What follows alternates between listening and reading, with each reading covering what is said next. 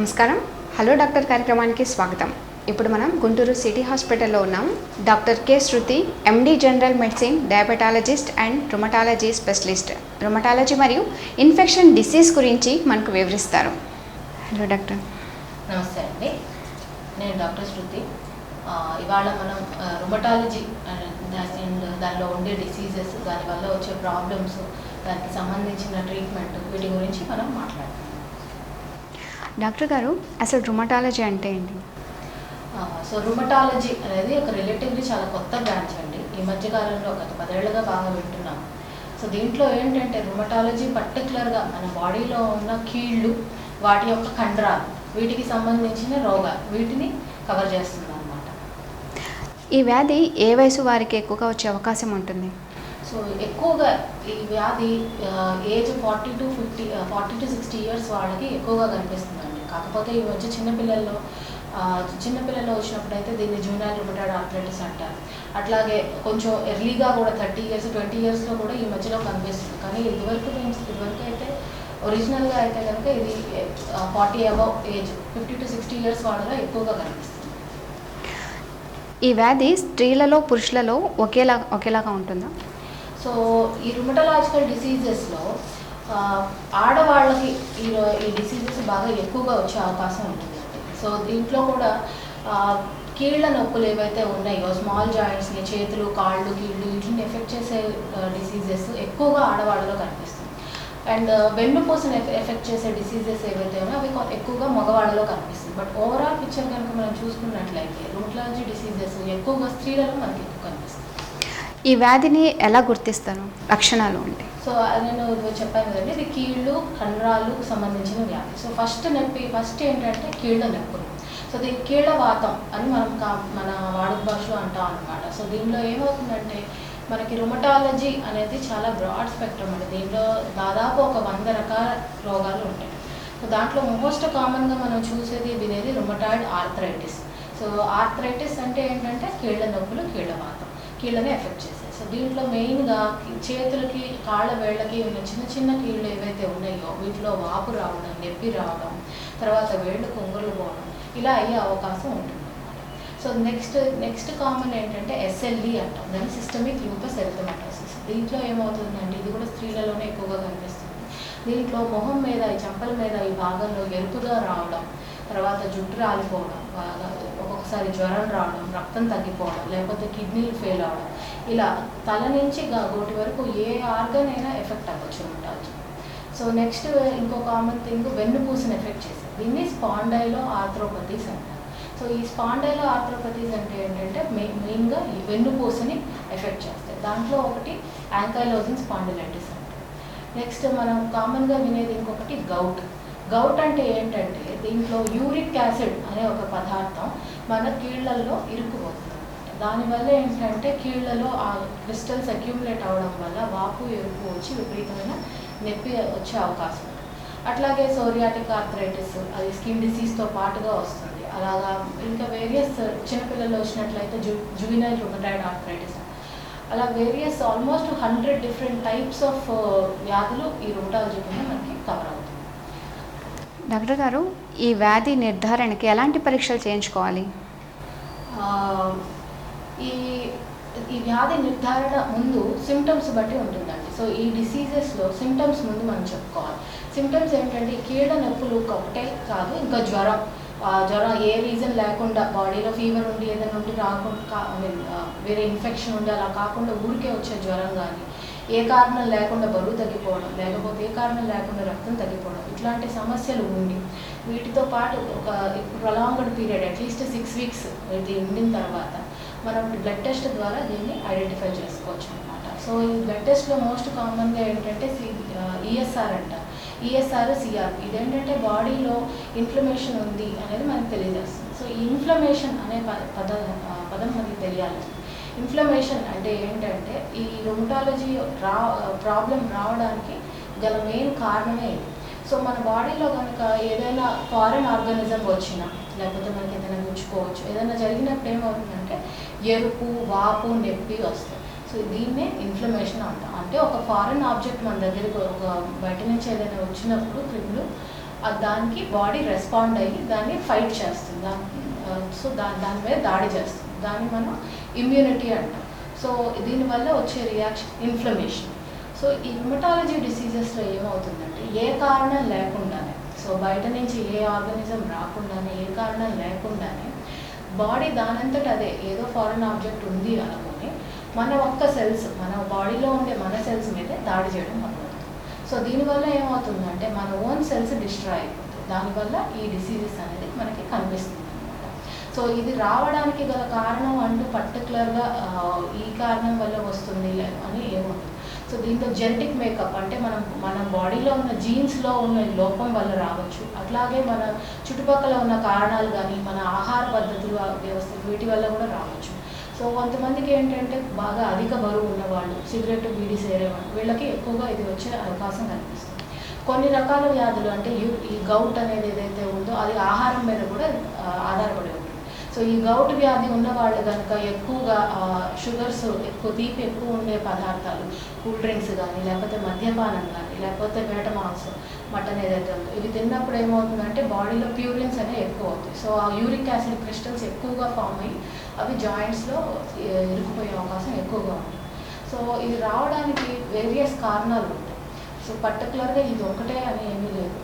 And so దీన్ని నిర్ధారించాలంటే మనం inflammation ఉందా లేదా ముందు తెలుసుకోవాలి. సో దానికి మనకి ఈఎస్ఆర్, సిఆర్పి అనే టెస్ట్లు పనికొస్తాయి. అది కాకుండా పర్టికులర్గా ఇది రుమటాయిడ్ ఆర్థరైటిస్ అని తెలియాలంటే మనం మెయిన్గా ఆర్ఏ ఫ్యాక్టర్ అనే ఒక టెస్ట్ చేస్తాం. సో అండ్ తర్వాత ఎస్ఎల్ఈ ఇట్లాంటి వ్యాధులకైతే ఏఎన్ఏ ప్రొఫైల్ అని ఇంకా రకరకాల వివిధ రకాల టెస్టులు ఉన్నాయి. సో ఆ పేషెంట్కి మనం ఏముంది, ఏ రకమైన రోగం ఉంది అని మనం అనుకుంటున్నాము వాళ్ళ సిమ్టమ్స్ని బట్టి, దాని యొక్క టెస్టింగ్ అనేది ఉంటుంది. సో అయితే ఇప్పుడు నాకు ఈ టెస్ట్లన్నీ నెగిటివ్ వచ్చాయి, నాకు ఏవి పాజిటివ్ రాలేదు, కానీ నాకు నొప్పులుగా ఉన్నాయి, అలా కూడా వస్తారు చాలామంది. సో దాన్ని మనం సీరో నెగిటివ్ ఆర్థరైటిస్ అంటాం. సో ఈ ఫలానా టెస్ట్ పాజిటివ్ ఉంటేనే ఈ రోగం ఉంది అని మనం చెప్పడానికి ఉండదు అనమాట. వాళ్ళకు ఉన్న ప్రాబ్లమ్స్ని బట్టి కూడా మనం ఇది ఏంటి అని తెలుసుకుంటాం. కొన్నిసార్లు బాగా వెన్ను నొప్పులు ఉన్నప్పుడు, వేళ్ళు వంకలు పోయినప్పుడు అప్పుడు ఏంటంటే ఎక్స్రేలు కానీ, సిటీ కానీ, ఎంఆర్ఐ స్కానింగ్ కానీ ఇవి వాళ్ళకున్న ప్రాబ్లమ్ని బట్టి మనం యూజ్ చేయాల్సి వస్తుంది. ఈ వ్యాధి వచ్చినప్పుడు వేరే అవయవాలకి ఏమన్నా ప్రాబ్లం వచ్చే అవకాశం ఉందా? సో ఫస్ట్ ఏంటంటే అండి, నేను ఇందాక చెప్పినట్టు మీకు ఈ వ్యాధి ఏ బాడీ ఆర్గన్ అయినా ఎఫెక్ట్ చేస్తుంది.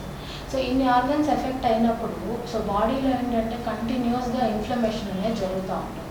సో దీనివల్ల ఆక్సిడేషన్ ఉంది.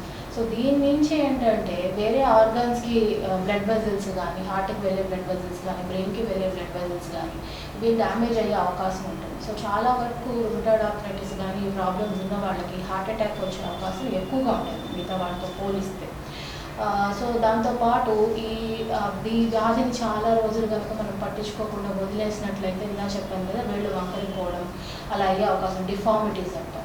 సో ఒకసారి ఆ డిఫార్మిటీస్ కనుక సెట్ అయ్యి జాయింట్ కనుక డ్యామేజ్ అయిపోతే దాన్ని నార్మల్ చేయడం అనేది యూజువలీ సాధ్యపడదు. దానికి రీహాబిలిటేషన్ ఉంటుంది, కానీ అది డ్యామేజ్ అవ్వక ముందే మనం దానికి తగ్గ జాగ్రత్త తీసుకోవాల్సి వస్తుంది. ఈ వ్యాధికి వాడే మందులతో ఏమైనా ప్రభావం ఉంటుందా వేరే అవయవాలకి? సో ఈ వ్యాధికి మందులు అంటే ముందు మనం అసలు ఈ వ్యాధికి ఉన్న ట్రీట్మెంట్ గురించి మనం మాట్లాడుకుందాం. సో ఈ వ్యాధికి ఏంటంటే దీన్ని మనం పర్టికులర్గా ఇది అని ఐడెంటిఫై చేసిన తర్వాత ఫస్ట్ ఏంటంటే పేషెంట్కి సిమ్టమ్ రిలీఫ్ రావాలి. అంటే అతనికి ఉన్న నొప్పి, బాధ ఏదైతే ఉందో మనం అది తగ్గించాలి. దానికి సంబంధించి ఏంటంటే మనం పెయిన్ కిల్లర్స్ వాడతాం. అది మెయిన్గా పారాసెటమాల్, డోలో ట్యాబ్లెట్ అయినా అయి ఉండొచ్చు, లేకపోతే ఇంకా ఎక్కువైనా ఉండొచ్చు. సో పెయిన్ కిల్లర్స్ అనేవి ఏంటంటే అవి ఓన్లీ టెంపరీ, జస్ట్ ఇప్పుడున్న నొప్పి తగ్గడానికి మాత్రమే. దానివల్ల మీ డిసీజు తగ్గదు. దాన్ని ఎక్కువగా వాడడం వల్ల వేరే వేరే ప్రాబ్లమ్స్, కిడ్నీ ఫెయిల్ అవ్వడం కావచ్చు, గ్యాస్ రావచ్చు, పొట్ల పుండి పడవచ్చు, ఏదైనా రావచ్చు. సో టెంపరీ మెడిసిన్ ఏంటంటే బాగా ఎక్కువగా నొప్పులు ఉన్నప్పుడు వాడేవి పెయిన్ కిల్లర్స్. అది కాకుండా సెకండ్ పార్ట్ ఏంటంటే అసలు డిసీజ్ ఏదైతే ఉందో దాన్ని తగ్గించడం. సో ఇది ఓవర్ యాక్టివ్ ఇమ్యూనిటీ కాబట్టి మన బాడీలో ఉన్న ఇమ్యూనిటీ ఎక్కువగా పనిచేస్తుంది కాబట్టి మనం ఆ ఇమ్యూనిటీని తగ్గించాలి. సో దాన్ని ఇమ్యూనో సప్రెసెంట్స్ అంటారు. సో దాంట్లో ఫస్ట్ కేటగిరీ మనం మాట్లాడుకునేది కార్టికోస్టెరాయిడ్స్. కామన్గా స్టీరాయిడ్స్ మనకి కామన్గా ఊళ్ళో కూడా చూస్తాము, డెకాడ్రాన్ అని చెప్పి ఇంజెక్షన్స్ వేస్తారు, అవి స్టీరాయిడ్ కింద వస్తుంది. సో ఈ స్టీరాయిడ్ అనేది చాలా అద్భుతమైన మందు. ఇది చాలా వాటికి పనికి వస్తుంది, కానీ దీన్ని సరైన పద్ధతిలో వాడకపోతే ఇది ప్రాణాంతకం అవుతుంది. సో ఏముంది వాడితే నాకు తగ్గుతుంది కదా అని లెక్క లేకుండా దాన్ని వాడుతూ ఉంటే మన బాడీలో ఉన్న ఇమ్యూనిటీ పూర్తిగా నాశనం అయిపోయి వేరే వేరే రోగాలు మనకి రావడం కానీ, ఎముకలు బలం తగ్గిపోయి ఫ్రాక్చర్లు అయిపోవడం, ఇరిగిపోవడం కానీ, షుగరు బీపీ రావడం కానీ ఇవన్నీ జరగచ్చు. సో ఈ స్టిరాయిడ్ అనేది ఎంతవరకు అవసరమో డాక్టర్ చెప్పినట్టుగా ఆ పద్ధతిలో వాడితే అది చాలా బాగా పనిచేస్తుంది. అలా కాకుండా దాన్ని అటు ఇటుగా మనకి నచ్చినట్లు ఎట్లా పడితే అట్లా వాడుకుంటే దానివల్ల బెనిఫిట్ కన్నా ప్రాబ్లమ్స్ అనేవి ఎక్కువగా ఉంటాయి. సో తర్వాత ఈ స్టిరాయిడ్ మనం కంటిన్యూస్గా వాడలేము కాబట్టి దీన్ని తప్పించి వాడుకోవడానికి వేరే మందులు అనేవి ఉంటాయి. సో ఇప్పుడు ఈ కరోనా వచ్చినప్పుడు చాలామంది హెచ్సిక్యూఎస్ ట్యాబ్లెట్ బాగా పనిచేస్తుంది కరోనాకి అని చెప్పి న్యూస్లో అంతమంది విన్నాం. సో ఈ హెచ్సిక్యూ ట్యాబ్లెట్ ఏదైతే ఉందో అది ప్రైమరీగా మనం రొమటాయిడ్ ఆర్థరైటిస్కి కూడా వాడతాం. ఈ రొమటలాజికల్ ప్రాబ్లమ్స్కి, కీళ్ళ నొప్పులకు కూడా అది ఒక మందు. సో ఇలాగే హెచ్సిక్యూఎస్, మెథోట్రెక్స్టేట్, ఇంకా వేరియస్ అదర్ మెడిసిన్స్ ఉంటాయి. సో నెమ్మదిగా ఈ మందులు పనిచేయడానికి మనకు ఒక 2 weeks to 4 weeks టైం పడుతుంది. ఈ టైంలో ఏంటంటే మనం స్టిరాయిడ్స్ కానీ పెయిన్ కిల్లర్స్తో పాటుగా ఈ మందులు ఇచ్చి దీని ప్రభావం వచ్చినాక నెమ్మదిగా మిగతా మందులను తగ్గించేసుకుంటాం. డాక్టర్ గారు, వంశపారపర్యంగా వస్తుందా ఇదేమన్నా? సో నేను ఇలా చెప్పాను కదండి, వంశపారపర్యంగా అంటే దీంట్లో జెనెటిక్ కాంపోనెంట్ కొంతవరకు ఉంటుంది. బట్ కంపల్సరీగా ఇది పేరెంట్స్కి ఉండే పిల్లలకి వస్తుంది అనేది కాదు. కాకపోతే మనం పుట్టినప్పుడే మన జీన్ మేకప్లో కనుక ఏదైనా ప్రాబ్లం ఉన్నట్లయితే అది మనకి ఈజీగా వచ్చే అవకాశం ఉంటుంది. సో దీనికి నెక్స్ట్ మనకి వచ్చే డౌట్ ఏంటంటే ఎక్కువగా సో ఇది డిసీజ్ వచ్చింది అంటున్నారు, ఇప్పుడు మరి ఇది పోతుందా, మందులు వాడుకుంటాం అంతా బాగానే ఉంది, మరి ఇది పోతుందా? పోదు. ఇది మీతో ఒకసారి ఈ రొమటలాజికల్ ప్రాబ్లం వచ్చింది అంటే అది మనతో పాటే మనం పోయేదాకా ఉంటుంది. దీన్ని మనం ఏంటంటే మందులతో దాన్ని మనం కంట్రోల్ చేసుకుంటే మనకి ఎటువంటి ప్రాబ్లం లేకుండా మనం మన లైఫ్ని మెయింటైన్ చేసుకోవచ్చు. సో ఇది లైఫ్ లాంగ్ అంటున్నాను, మరి ఎప్పుడు ఎన్నిసార్లు వచ్చి రోజు నెలలా వచ్చి కనపడాలి, అప్పుడు ఎన్నిసార్లు టెస్టులు చేయించుకోవాలి, ఎంత ఫ్రీక్వెంట్గా డాక్టర్ని కలవాలి అనేది మళ్ళీ ఇంకొక ప్రశ్న. సో ఇది మన కంట్రోల్ని బట్టి ఉంటుంది. మనకి డిసీజ్ కనుక ఇనిషియల్గా మనకి ఇప్పుడే ఇది బయటపడింది, కీళ్ళవాతం అనేది ఇప్పుడే మనకి బయటపడింది, మనకి కంట్రోల్ లేదు, విపరీతమైన నొప్పులు వస్తున్నాయి అనుకున్నప్పుడు ఏంటంటే ఒక్కొక్కసారి ఇంజెక్షన్స్ రూపంగా కూడా ట్రీట్మెంట్ తీసుకోవాల్సి వస్తుంది. అదే డిసీజ్ కంట్రోల్ అయ్యింది, బాగానే ఉంది అంటే మందులు వాడుకుంటే సరిపోతుంది. సో ఇనిషియల్ ఫేజెస్లో ఆ రెమిషన్ అంటారు, ఆ రెమిషన్ వచ్చే వరకు ఏంటంటే కొద్దిగా ఫ్రీక్వెంట్గా 15 daysకైనా 10 daysకైనా లేకపోతే 1 monthకైనా ఒకసారి రావాల్సి వస్తుంది. ఒకసారి రెమిషన్ అనేది వచ్చిన తర్వాత మెయింటెనెన్స్ కోసం మందులు కంటిన్యూస్గా వాడుకుంటే సరిపోతుంది. అప్పుడు మీరు కంపల్సరీ 10 days 15 daysకి రావాలండి, 1 monthకో 2 monthskో అట్లా మన డిసీజ్ని బట్టి నెమ్మదిగా రావచ్చు. అట్లాగే బ్లడ్ టెస్ట్లు కూడా నిర్ధారణ చేసేటప్పుడు ఇది ఏ కేటగిరీలో చెందుతుంది అనేటప్పుడు బాగా ఎక్కువ పరీక్షలు అనేవి చేయాల్సి వస్తుంది. ఎందుకంటే మనకి ఏం రోగం అని తెలిస్తేనే మనం దాన్ని ట్రీట్మెంట్ ఏంటి అనేది చేయగలం. సో నిర్ధారణ ఒకసారి అయిపోయిన తర్వాత కూడా పరీక్షలు ఉంటాయి, కాకపోతే అంత ఫ్రీక్వెంట్గా ఉండవు. ఓన్లీ మన డిసీజ్ ఇది కంట్రోల్లో ఉందా లేదా, మన మందులు ఏమైనా పెంచాలా అక్కర్లేదా అని తెలుసుకోవడానికి 1-2 చిన్న టెస్టులు ఉంటాయి. ప్లస్ ఈ మందులు మనం వాడడం వల్ల మనకి ఏదైనా సైడ్ ఎఫెక్ట్స్ వస్తున్నాయా లేదా తెలుసుకోవడం కోసం అకేషనల్గా మనం షుగర్ టెస్ట్ కానీ, లివర్ టెస్ట్, కిడ్నీ టెస్ట్ అప్పుడప్పుడు చేయించుకోవాల్సి వస్తుంది. ఎందుకంటే మనం ప్రొలాంగ్డ్గా ఈ మందులు వాడినప్పుడు ఈ డిసీజ్ ఈ అవయవాలు ఏవైనా కానీ ఎఫెక్ట్ అయ్యే అవకాశం ఉంటుంది కాబట్టి.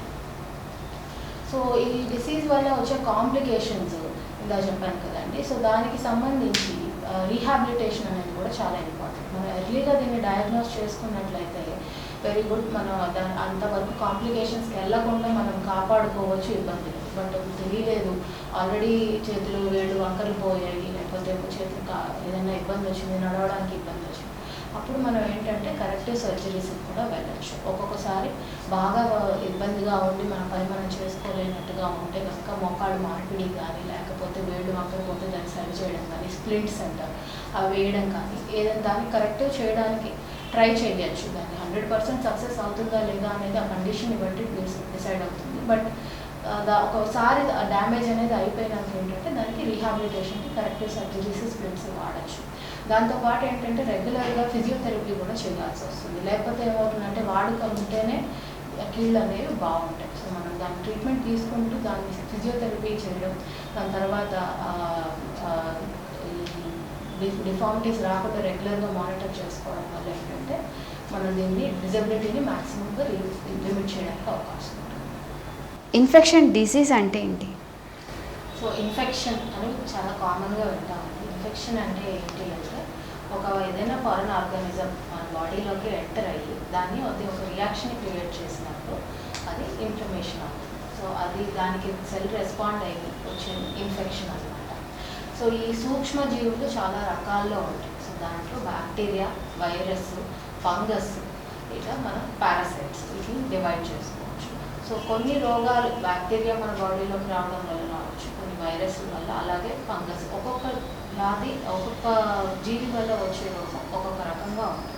సో ఎప్పుడైతే ఈ ఫారెన్ ఆర్గానిజం అనేది మన బాడీలోకి వచ్చి ఒక రియాక్షన్ క్రియేట్ చేస్తుందో దానికి మన బాడీ ఎట్లయితే రెస్పాండ్ అవుతుందో అది మన ఇన్ఫెక్షన్ అంటాం అన్నమాట. ఈ వ్యాధిని ఎలా గుర్తిస్తారు? సో ఇన్ఫెక్షన్ మన ఏ అవయవాన్ని ఎఫెక్ట్ చేసింది అనే దాన్ని బట్టి మనకి వచ్చే సిమ్టమ్స్ ఉంటాయి. Most common 99% of the diseases ఇన్ఫెక్షన్స్లో ఫస్ట్ మనకు కనిపించేది ఫీవర్. సో ప్రతి ఫీవరు ఇన్ఫెక్షన్ కాదు, కాకపోతే 90% ఆఫ్ ద ఇన్ఫెక్షన్స్లో ఫీవర్ అనేది ఉంటుంది అన్నమాట. సో ఇందాక నేను చెప్పినట్టు ఒక్కొక్కసారి రుమటాలజీ ప్రాబ్లమ్స్కి కూడా ఫీవర్ రావచ్చు, కానీ అది ఇన్ఫెక్షన్ వల్ల వచ్చింది కాదు. సో ఇన్ఫెక్షన్ అనేది ఎప్పుడైనా కానీ బయట నుంచి ఒక జీవి మన బాడీలోకి వచ్చినప్పుడే వస్తుంది అన్నమాట. సో ఫస్ట్ సిమ్టమ్ మనం ఫీవర్ చూస్తాం. అది కాకుండా ఈ పర్టికులర్ ఆర్గానిజం ఏ అవయవాన్ని ఎఫెక్ట్ చేసింది అనే దాన్ని బట్టి మనకి సిమ్టమ్స్ అనేవి ఉంటాయి. సో సపోజ్ మన కామన్గా ఇప్పుడు తీసుకుంటే కరోనా వ్యాధి ఉంది. సో ఇదేంటి, ఊపిరితిత్తుల్ని ఎఫెక్ట్ చేస్తుంది. సో దీనివల్ల ఏమొస్తుంది, ఫస్ట్ దగ్గు, జలుబు. ఊపిరితిత్తుల ద్వారా లోపలికి వెళ్తుంది కాబట్టి ఫస్ట్ దగ్గు, జలుబు వస్తుంది, ఆయాసం వస్తుంది, అలాగే ఊపిరితిత్తుల సమస్యలు వస్తుంది.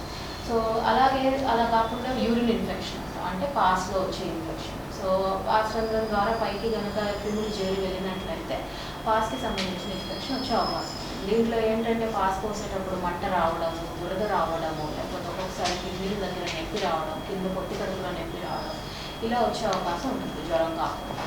తర్వాత ఒక్కొక్కసారి కొన్నిసార్లు చీవుగడ్డలు లభిస్తాయి, అది కూడా ఒక రకమైన ఇన్ఫెక్షన్. సో చర్మం మీద నుంచి ఏదైనా బ్యాక్టీరియా కనుక లోపలికి చర్మం లోపలికి చచ్చుకుపోయి అక్కడ ఇన్ఫెక్షన్ కనుక క్రియేట్ చేసినట్లయితే పస్ ఫామ్ అవుతుంది, చీము ఏర్పడుతుంది. సో ఆ చీము ఏర్పడినప్పుడు ఏంటంటే నొప్పి, వాపు, ఎరుపు, జ్వరం ఇవన్నీ వచ్చే అవకాశం ఉంటుంది. సో అట్లాగా మన ఇన్ఫెక్షన్ అనేది ఒకవేళ బ్రెయిన్ ఎఫెక్ట్ చేసినట్లయితే తలకాయ నొప్పి, వాంతులు, ఈ మెడ దగ్గర నెక్ రిజిడిటీ అంటాం, అంటే మెడ దగ్గర బిగుసుకుపోవడం అనమాట. తర్వాత కొన్నిసార్లు ఫిట్స్ లాగా రావడం.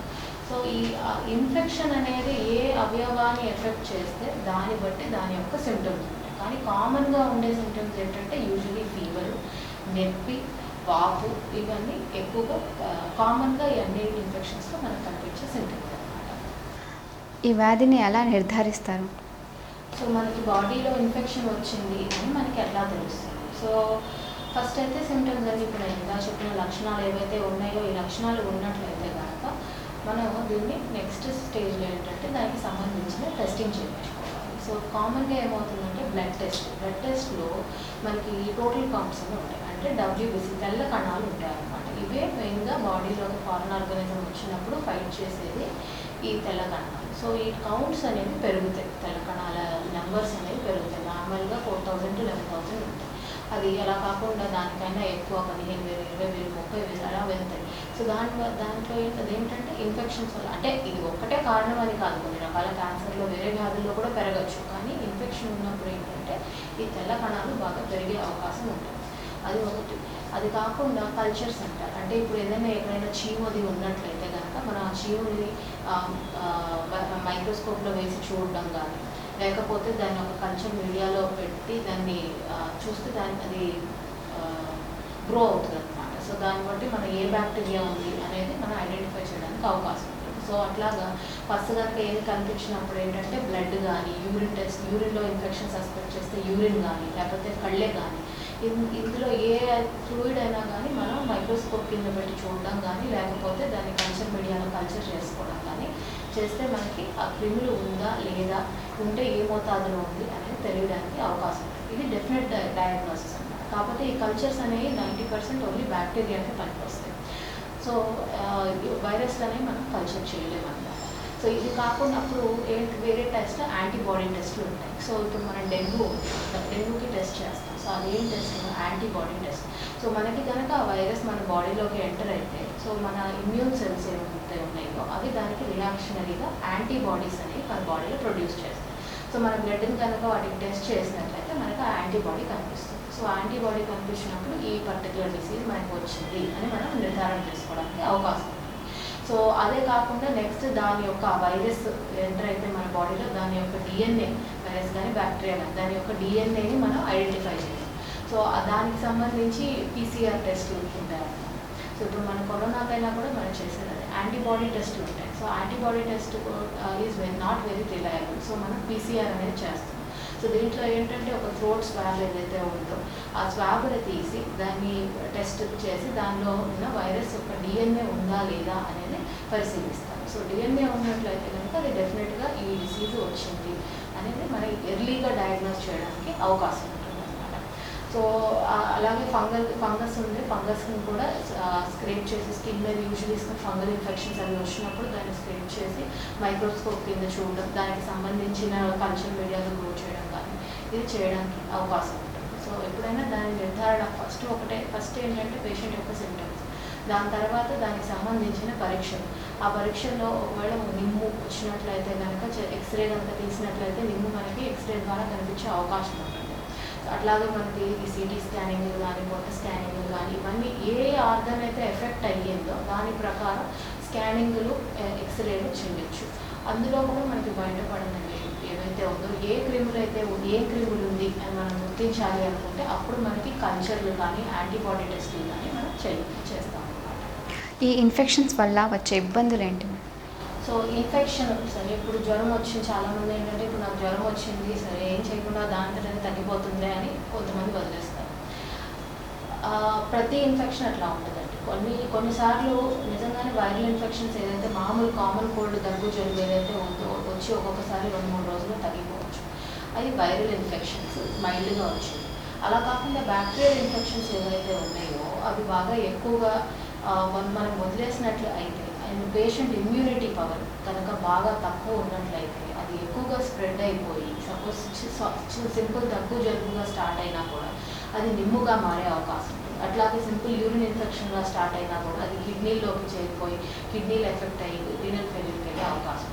అన్ని ఇన్ఫెక్షన్స్ అలా రావు. కాకపోతే ఇన్ఫెక్షన్ అనేది ఉన్నప్పుడు 1 to 2 డేస్లో కనుక మనకి ఇంప్రూవ్మెంట్ రాకుండా పేషెంట్ కనుక బాగా సిక్ అవుతూ డీహైడ్రేట్ అయిపోయి బాగా ఎక్కువగా జ్వరం వస్తూ వాంతులు కానీ విరోచనాలు కానీ అవుతూ అలా ఉన్నట్లయితే కనుక ఇమీడియట్గా పేషెంట్ని టెస్ట్ చేయడం అనేది ఇంపార్టెంట్. సో ఈ టెస్టింగ్లో ఏంటంటే పర్టికులర్గా డిసీజ్ని ఐడెంటిఫై చేయడానికి కొన్ని మలేరియాకి టైఫాయిడ్కి వీటికి సంబంధించిన సింపుల్ టెస్ట్లు కూడా ఉంటాయి.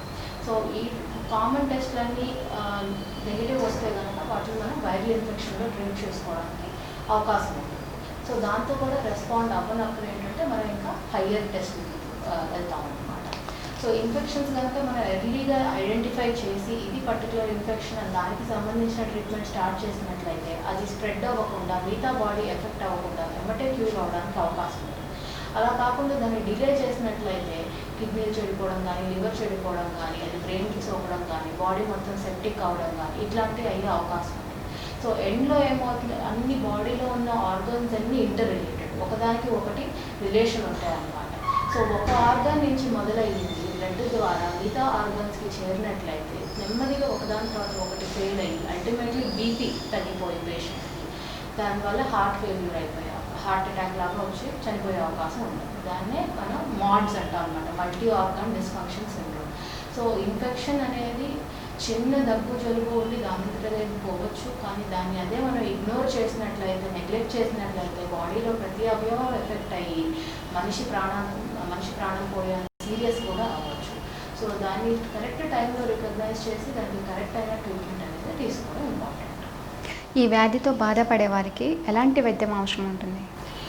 So as a told simple infections అనుకోండి ఏదైనా కానీ మనకి సింపుల్ బ్లడ్ టెస్ట్లు అన్నీ నార్మల్గా ఉండి వైరల్ అట్లాంటిది ఉంటే కనుక 2-3 డేస్లో తగ్గిపోయే అవకాశం ఉంటుంది.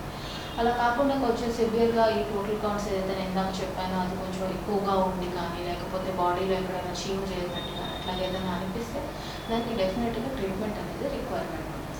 సో ఈ చీము ఎక్కడైనా మనకి కనిపించినట్లయితే ఆ చీముని ముందు బాడీలో నుంచి బయటికి తీసేయాలి. ఒకసారి చీమ్ అనేది వచ్చినాక ఆ చీమ్ ఎక్కడికి పోదు. సో అది ఎక్కడైనా అయ్యొచ్చు, రొమ్ములో గడ్డలాగా అయి ఉండొచ్చు, లేకపోతే ఒంటి మీద గడ్డలు అవ్వచ్చు, కిడ్నీలో రావచ్చు, లేకపోతే అపెండిక్స్ అంటారు 24 గంటలు కడితే అట్లా పొట్టలో నుంచి ఎక్కడైనా కానీ చీము కనుక చేరినట్లయితే దాన్ని మనం ఖచ్చితంగా ఆపరేషన్ ద్వారా తీసేయాల్సింది. చీము లేకుండా ఇన్ఫెక్షన్ మామూలుగా ఉన్నట్లయితే అంటే నిమోనియా కానీ లేకపోతే విరోచనాలు ఉంటాయి, జీర్ణకోశ ఇన్ఫెక్షన్స్ అలా ఏదైనా ఉన్నట్లయితే కనుక దానికి మనం యాంటీబయాటిక్స్ అనేవి వాడతాం. సో యాంటీబయాటిక్స్ అనేవి ఎక్కువగా బ్యాక్టీరియల్ ఇన్ఫెక్షన్స్కి బాగా పనిచేస్తాయి అన్నమాట. సో మనకి బ్యాక్టీరియాలో వచ్చేసిందని చెప్పినట్లు నేను టైఫాయిడ్ కానీ లేకపోతే కాలరా కానీ, సో ఇవి బ్యాక్టీరియల్ ఇన్ఫెక్షన్స్. సో వీటికి వచ్చేసి మనం ఎంత సివియర్గా ఉంది పేషెంట్ కనుక ట్యాబ్లెట్లు తీసుకొని తను టాలరేట్ చేయగలరు, అది తగ్గగలదు అంటే కనుక మనం ట్యాబ్లెట్ రూపాయనే వాడుకోవచ్చు. అలా కాకుండా పేషెంట్ బాగా సిక్గా ఉన్నారు, బాగా కొంచెం ఏంటంటే బీపీ తక్కువగా ఉందా, లేకపోతే కిడ్నీలు కానీ ఇంకేమైనా అవయవాలు ఇంకా ఎఫెక్ట్ అవుతున్నాయి అని, లేకపోతే ఆయాసంగా ఉంది, ఊపిరి అందట్లేదు, ఇట్లాంటి ఏమైనా ఇబ్బందులు ఉన్నప్పుడు ఏంటంటే పేషెంట్కి ఇంజెక్షన్ ద్వారా ట్రీట్మెంట్ ఇవ్వడం, హాస్పిటల్ అడ్మిట్ చేయడం అనేది అవసరం అవుతుంది. సో బ్యాక్టీరియల్ ఇన్ఫెక్షన్స్కి మనం యాంటీబయాటిక్స్ అనేవి వాడతాం. సో దీన్ని ఏంటంటే ఎట్లా పడితే అట్లా యాంటీబయాటిక్స్లో చాలా రకాలు ఉంటాయి. సో ప్రతి జ్వరానికి ఒకటే యాంటీబయాటిక్ కాదు, ఒకటే మందు కాదు, అది ఏ రోగం అనే దాన్ని బట్టి దాని యొక్క యాంటీబయాటిక్ మనం నిర్ధారిస్తాం అన్నమాట. సో ఎప్పుడు మనం బేసిక్ లెవెల్ నుంచి మొదటి హైయెస్ట్ లెవెల్ యాంటీబయాటిక్కి వెళ్తాం. సో దాంట్లో కూడా మనకి ఈ పర్టికులర్ స్కిన్కి సంబంధించిన ఇన్ఫెక్షన్ అయితే ఒక రకమైన యాంటీబయాటిక్ వాడతాం, అలా జీర్ణాశయానికి సంబంధించిన అయితే వేరే రకం, ఊపిరితిత్తులకి వేరే రకం. అలా ఏ క్రిములు ఏ క్రిముల వల్ల ఇది వచ్చింది అని మనం అనుకుంటున్నామో, డాక్టర్ అనుకుంటారో దానికి సంబంధించిన యాంటీబయాటిక్ అనేది ఇస్తారు. అది దాంట్లో స్టెప్ బై స్టెప్ 1-2 రోజులు చూసిన తర్వాత ఇది రెస్పాండ్ అవ్వలేదు అంటే అప్పుడు మనం హయ్యర్ లెవెల్స్కి వెళ్ళాల్సి వస్తుంది. ఎందుకంటే ఇది ఎందుకు ఇంపార్టెంట్ అంటే ఒక యాంటీబయాటిక్ని మనం తయారు చేయాలి అంటే కొన్ని సంవత్సరాలు పడుతుంది, అంటే ఒక్కొక్కసారి 10 సంవత్సరాలు 20 సంవత్సరాలు కూడా పట్టచ్చు. కాకపోతే ఆ యాంటీబయాటిక్కి రెసిస్టెన్స్ అనేది రావడం చాలా తొందరగా వస్తుంది. అంటే ఏంటంటే ఒక సరైన పద్ధతిలో వాడకపోతే సగం వాడి కొంతమంది 5 రోజులకు మనం కోర్స్ ఇస్తారు, నాకు బాగానే ఉంది కదా అని 2వ రోజు నుంచి మానేయచ్చు. అలా మానేసినప్పుడు ఏమవుతుందంటే బ్యాక్టీరియా పూర్తిగా చచ్చిపోదు, అది రెసిస్టెంట్గా అయిపోతుంది అనమాట. ఆ మందుకి ఈ బ్యాక్టీరియా రెసిస్టెంట్ అయిపోయి ఆ మందు ఇంకోసారి ఆ బ్యాక్టీరియాకి ఇస్తే అది పనిచేయదు. సో యాంటీబయాటిక్స్ అనేవి సరిగా వాడకపోయినా, బాగా హెవీ డోస్ యాంటీబయాటిక్స్ అవసరం లేని చోట వాడినా ఈ బ్యాక్టీరియా క్రిములు ఏదైతే ఉందో దానికి ఆ మందుకి అలవాటు పడిపోయి ఈసారి ఆ మందుకి పనిచేయదు. చాలామంది నాకు గ్యాస్ వస్తుంది, నాకు పొట్టలో నొప్పి వస్తుంది, నేను మింగలేకపోతున్నాను, నాకు వాంతులు అవుతున్నాయి అని ఒక బిళ్ళ వేసుకోవడం, ఒక బిళ్ళ వేసుకోకపోవడం, ఒకే టైంలో వేసుకోకుండా 4-5 సార్లు సపరేట్గా వేసుకో ఇలా చేస్తాను. అలా చేయడం వల్ల ఏంటంటే వెరీ కామన్గా డ్రగ్ రెసిస్టెంట్ టీబీ అనేది వస్తుంది. సో వాళ్ళకి ఆ మందులు పనిచేయక చాలా హయ్యర్ లెవెల్స్ వాడాల్సి వస్తుంది. సో ఈ టీబీ లాంటి రోగాల వల్ల ప్రాబ్లం ఏంటంటే అది ఆ మనిషినే కాక పక్కన ఉన్న వాళ్ళందరినీ ఎఫెక్ట్ చేసే అవకాశం ఉంటుంది ఆ మనిషికి కనుక తగ్గకపోతే. So it's very important that మనం మెడిసిన్ ఏదైతే ఉందో దాన్ని పర్ఫెక్ట్గా దాన్ని చెప్పిన టైము, దాన్ని చెప్పిన విధానంలో అన్ని రోజులు ఆ డోసేజ్తో వాడడం అనేది చాలా ఇంపార్టెంట్. డోసేజ్ సరిపోకపోయినా, దాన్ని కరెక్ట్ డ్యూరేషన్ టైంలో వాడకపోయినా, దాన్ని వేసుకోవాల్సిన పద్ధతిలో వేసుకోకపోయినా ఆ మందు ఆ బ్యాక్టీరియాకి పని చేయదు. అలాగే కాకుండా ఫ్యూచర్లో కూడా పని చేయకపోవడం వల్ల ఏంటంటే అది స్ప్రెడ్ అయితే దానికి ఇంకా ట్రీట్మెంట్ అనేది ఉండదు. సో ఈ ఇన్ఫెక్షన్స్ డిసీజెస్ వల్ల వచ్చే ప్రాబ్లమ్స్లో ఏంటంటే కమ్యూనికబిలిటీ. మోస్ట్ ఆఫ్ ది డిసీజెస్ ఏంటంటే ఒక మనిషి నుంచి ఒకరికి స్ప్రెడ్ అయ్యే అవకాశం ఉంటుంది. సో జలుబు దగ్గు కానీ, ఈ కరోనా కానీ, లేకపోతే ఈ టీబీ కానీ, ఇవన్నీ ఏంటంటే ఈవెన్ విరోచనాలు, వాంతులు ఇవన్నీ ఏంటంటే ఫుడ్ ద్వారా వస్తాయి అన్నమాట. సో ఒకరి నుంచి ఒకరికి వాళ్ళ బాడీ ఫ్లూయిడ్స్ కంటామినేట్ అయినప్పుడు స్ప్రెడ్ అయ్యే అవకాశం ఉంటుంది. ఈ వ్యాధి రాకుండా నివారణ మార్గాలు ఏమైనా ఉన్నాయా మేడం? సో ఇన్ఫెక్షన్స్ డిసీజెస్లో ఎప్పుడైనా కానీ ఏ డిసీజ్లో అయినా prevention is better than cure, మనం ఎప్పుడు వింటాం కదా.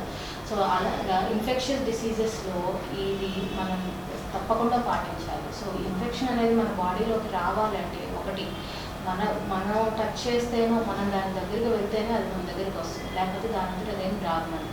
రెండోది మనిషి రోగ నిరోధక శక్తి, అది తక్కువ ఉన్నప్పుడు ఏంటంటే చిన్న ఎక్స్పోజర్ కూడా పెద్ద రోగం వచ్చే అవకాశం ఉంటుంది. సో ఫస్ట్ థింగ్ ప్రివెన్షన్కి to stay away. So contact అనేది మినిమైజ్ చేయాలి. ఆల్రెడీ ఎవరికైనా దగ్గు, జలుబు ఉంది, ఇట్లా ఉంది, సో వాటి నుంచి దూరంగా ఉండాలి. తుమ్మేటప్పుడు, దగ్గేటప్పుడు చేతులు, ముక్కు, నోరు కవర్ చేసుకొని తుమ్మాలి. చేతులు ఫ్రీక్వెంట్గా వాష్ చేసుకోవాలి. తినే ముందు చేతులు వాష్ చేసుకోవాలి. సో అట్లాగే ఫుడ్ కంటామినేషన్. సో మనం రోడ్ సైడ్ తినే ఫుడ్ ఈ ఎస్పెషల్లీ రెయినీ సీజన్స్లో వీటిలో ఏంటంటే వాటర్ కంటామినేట్ అవుతుంది. సో ఈ కంటామినేటెడ్ వాటర్ వల్ల ఏంటంటే కాలరా, టైఫాయిడ్ ఇవన్నీ వచ్చే అవకాశం ఉంటుంది. So as much as possible out side ఫుడ్ని అవాయిడ్ చేయడం కానీ, లేకపోతే మనం రీహీట్ చేసినప్పుడు కూడా ఏంటంటే ఈ వైరస్ బ్యాక్టీరియా ఇది టాక్సిన్స్ని ప్రొడ్యూస్ చేస్తుంది. దానివల్ల కూడా మోషన్స్ అయ్యే అవకాశం ఉంటుంది. సో ఫ్రెష్లీ మేడ్ ఫుడ్ అంటే ఇప్పుడు తయారు చేసిన రాత్రి ఫుడ్ పగలు తినడం ఇట్లాంటిది అవాయిడ్ చేస్తే మంచిదన్నమాట. సో ఏదైనా వెజిటేబుల్స్ కానీ ఫ్రూట్స్ మనం తినేది మన నోట్ లోపలికి మన బాడీ లోపలికి వెళ్ళేయండి నీట్గా వాష్ చేసే వెళ్ళాలి ఒకటి. దాని తర్వాత ఆల్రెడీ ప్రిపేర్ చేసినది రీహీట్ చేయడం అనేది కుదిరినంత వరకు అవాయిడ్ చేయండి. రా మెటీరియల్స్, రా థింగ్స్ అంటే డైరెక్ట్గా వాటర్ కానీ లేకపోతే అనుకుప్పుడు సాలడ్ లాంటి ఫుడ్ ఇలాంటివి తీసుకోవడం అవాయిడ్ చేయాలి. ఎందుకంటే దానివల్ల క్రిములు కానీ వైరస్లు కానీ ఏదైనా మన బాడీలోకి ఈజీగా యాక్సెస్ వచ్చే అవకాశం ఉంటుంది. రెండోది, రోగ నిరోధక శక్తి తక్కువ ఉన్న వాళ్ళు ఎక్కువ జాగ్రత్తలు తీసుకోవాలి. అంటే వీళ్ళు ఎవరు అంటే 6 ఏళ్ళ కన్నా తక్కువ వయసు ఉన్న పిల్లలు, 60 ఏళ్ళు పైబడిన పెద్దవాళ్ళు, ప్లస్ డిసీజెస్ ఏవైతే ఉన్నాయో లైక్ కిడ్నీ ఫెయిల్యూర్ కానీ, షుగర్ కానీ, లేకపోతే ఇట్లాంటి రుమటాలజీ డిసీజెస్ ఉండి స్టీరాయిడ్ మందులు వాడుతున్న వాళ్ళు కానీ, ఇట్లాంటి క్రోనిక్ డిసీజెస్ ఉన్న వాళ్ళకి ఏంటంటే రోగ నిరోధక శక్తి అనేది బాగా తక్కువగా ఉంటుంది. సో ఒక 2 మనుషులు ఉండి ఇద్దరికి సేమ్ వైరస్ ఎక్స్పోజ్ అయినా కూడా ఒకరికి షుగర్ ఉండి ఇంకొకరికి లేనప్పుడు షుగర్ ఉన్న వాళ్ళకి ఏంటంటే ఈ రోగం తొందరగా ఒక 10 రెట్లు 20 రెట్లు ఎక్కువగా వచ్చే అవకాశం ఉంటుంది. అట్లాగే దాని నుంచి తను కోలుకోవడం కూడా పక్కన వాళ్ళ మీద తక్కువగా కోలుకుంటారు. అది ఎక్కువ కాంప్లికేషన్స్కి దారి తీసి ప్రాబ్లమ్స్ వచ్చే అవకాశం ఉంటుంది. సో వీళ్ళు పర్టికులర్గా ఎక్కువగా జాగ్రత్తగా ఉంటారు. ఈ కాంటాక్ట్స్ని మినిమైజ్ చేయడం కాకుండా మనం ఏంటంటే ప్రివెంటివ్గా వ్యాక్సిన్స్ ఉంటాయి. ఈ వ్యాక్సిన్స్ అనేవి కొన్ని వైరస్లకి మరియు బ్యాక్టీరియాకి పనికొస్తాయి.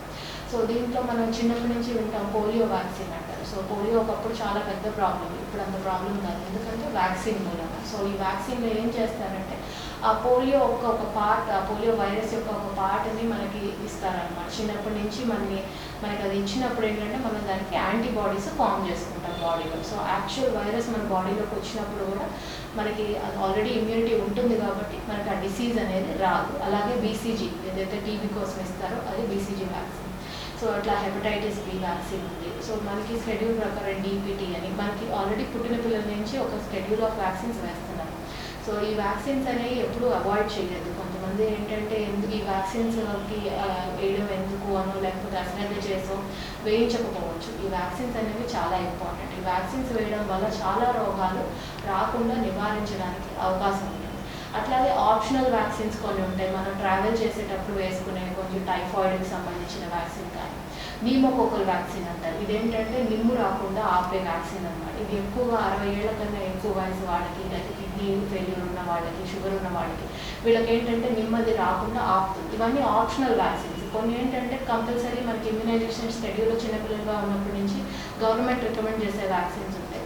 అది కాకుండా మనం ఇష్టపడి మనం వేయించుకునేది చికెన్ పాక్స్ కానీ, నిమోకోకల్ కానీ వీటికి కానీ మనం అడిగి మరీ వేయించుకునే వ్యాక్సిన్స్ ఉంటాయి. సో ఈ వ్యాక్సిన్స్ వల్ల ఏంటంటే అట్లా H1N1 ఫ్లూ, ఇన్ఫ్లుయెన్జాకి కూడా వ్యాక్సిన్ ఉంది. సో మన రిక్వైర్మెంట్, మన ఫీల్డ్ ఆఫ్ ఎక్స్పోజర్, సపోజ్ మీరు మెడికల్ ఫీల్డ్లో ఉన్నారు, మీరు ఏదైనా నర్సు లేకపోతే డాక్టర్ అనుకోండి, మీకు ఈ వ్యాక్సిన్స్ ఎక్కువగా అవసరం అవుతుంది. అలా కాకుండా మీరు ఎక్కువగా ట్రావెల్ చేస్తారు, మీకు అప్పుడు హెపటైటిస్ ఏ వ్యాక్సిన్, అలాగే టైఫాయిడ్ వ్యాక్సిన్, ఈ కలరా ఇవి మీకు పనికొస్తాయి. సో మన ఈ వ్యాక్సిన్స్ అనేవి మనకు అవసరాన్ని బట్టి మనం దీన్ని వాడుకోవాలి. అలాగే ఏదైనా ప్రాబ్లం వచ్చినప్పుడు as early as possible medical attention తీసుకోండి. అంత చిన్న విషయం ఏమి ఇబ్బంది లేదు అంటే కనుక తొందరగానే తగ్గిపోతుంది. కాంప్లికేటెడ్ అవ్వక ముందే మన ట్రీట్మెంట్ తీసుకుంటే కనుక ఎక్కువ ఇబ్బందులు లేకుండా తొందరగా కోలుకునే అవకాశం ఉంటుంది. మేడం, చివరిగా ఒక క్వశ్చన్, ఈ మా ప్రేక్షకులకి కరోనా గురించి ఏమైనా సలహాలు సూచనలు ఇస్తారా? సో ఈ కరోనా గురించి అయితే పర్టికులర్గా చెప్పాలంటే అన్నారు అందరూ కరోనాతో సహజీవనం చేయాలి అని చెప్పి. అదొక రకంగా నిజమే, ఎందుకంటే అది ఇప్పుడే పోయేది కాదు.